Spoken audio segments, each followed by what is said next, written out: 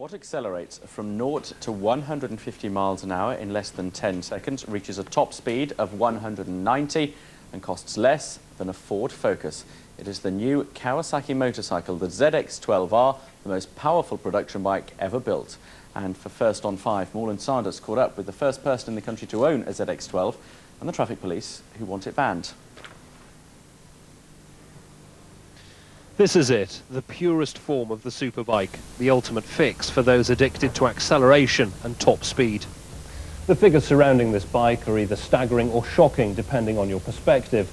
A top speed of around 190 miles an hour, 0 to 60 in 3 seconds, you don't even have to change gear, and 180 brake horsepower, making this, the Kawasaki ZX-12R, the most powerful production motorcycle in the world. One of the best bikes we've had in a long time, Kawasaki ZX-12, hopefully going to crack 200 mile an hour. Got a 200 section back tyre, a lot of people like to show it off, small registration plates to pop on. To create the power you need your fuel injection, and obviously to stop you when you're going so fast you need your 6-pop brakes. Probably one of the best sports bikes on the road at the moment, one of the ultimate bikes for definite. You have to be quick if you want one because they're going fast.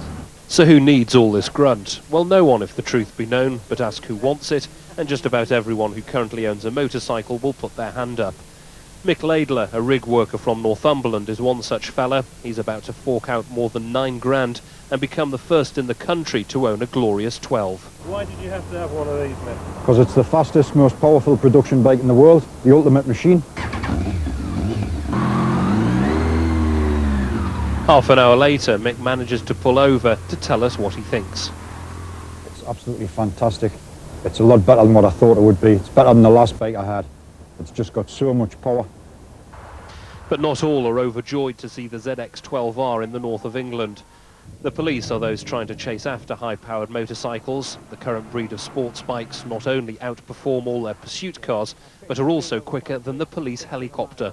The vehicle can travel at 100 yards in 1 second. Your average reaction time is about a second. You see something happen 100 yards ahead, you're going to be into it before you can even touch the brake lever. Why do you need 180 bhp and 190 miles an hour? Well, it's not the case that you need it, it's just nice to have it. But why? Because it's there. It's there to be had. It's like people with Ferraris. I've got a Ferrari, but he doesn't go out and drive it like a lunatic. Now, if this motorcycle was sold in Japan, it would have something called a speed restrictor fitted, a little gizmo that nestles in there and prevents the bike from travelling over 112 miles per hour. Certain European governments want a 100 brake horsepower limit on machines sold in the European Union. That means that bikers would still have access to machines like this, capable of delivering Ferrari-style performance. But for some, that isn't enough. The European government trying to take away your freedom of choice for whatever you want to ride. But doesn't that make sense if it's going to stop people from killing themselves at 190 miles an hour? No, well, it depends how you ride them. It's down to the individual. The power and speed have got nothing to do with the statistics for accidents. It's going to kill somebody. It's as easy as that. It is unsafe to have them unlimited, but it would need some sort of legislation if the industry can't voluntarily bring a code in. Privately, motorcycle manufacturers admit that self-imposed power limits may be a better option than heavy legislation from Europe.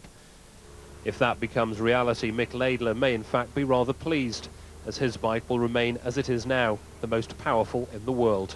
Morland Sanders on Tyneside for First on 5.